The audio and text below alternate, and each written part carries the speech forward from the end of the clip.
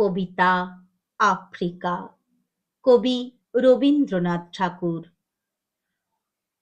উদ্ভ্রান্ত সেই আদিম যুগে স্রষ্টা যখন নিজের প্রতি অসন্তোষে নতুন সৃষ্টিকে বারবার করছিলেন বিধ্বস্ত, তার সেই অধৈর্যে ঘন ঘন মাথা নাড়ার দিনে রুদ্র সমুদ্রের বাহু প্রাচী ধরিত্রীর বুকের থেকে ছিনিয়ে নিয়ে গেল তোমাকে। আফ্রিকা বাঁধলে তোমাকে বনস্পতির নিবিড় পাহারায়, কৃপণ আলোর অন্তঃপুরে।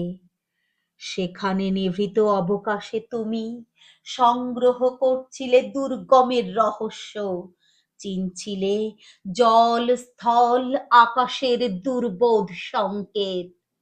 প্রকৃতির দৃষ্টি অতীতে জাদু মন্ত্র জাগাচ্ছিল তোমার চেতনাতীত মনে।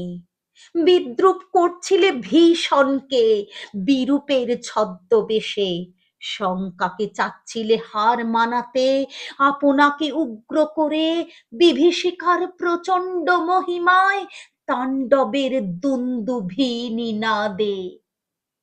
হায় ছায়াবৃতা, কালো ঘোমটার নিচে অপরিচিত ছিল তোমার মানব রূপ, উপেক্ষার আবিল দৃষ্টিতে।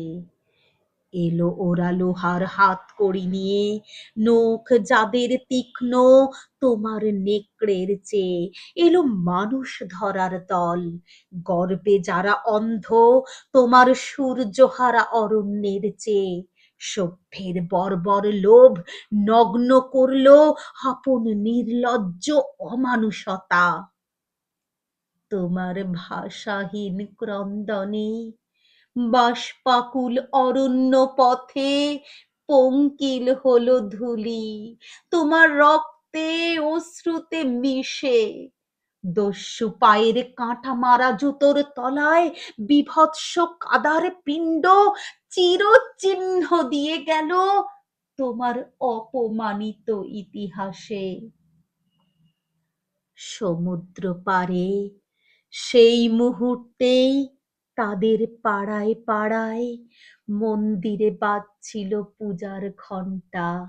সকালে সন্ধ্যায় দয়াময় দেবতার নামে শিশুরা খেলছিল মায়ের কোলে, কবির সঙ্গীতে বেজে উঠছিল সুন্দরের আরাধনা।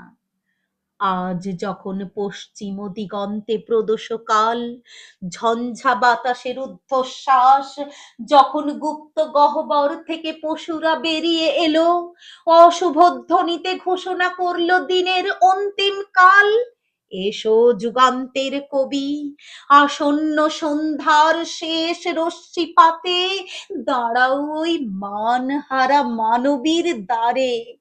বলো, ক্ষমা করো।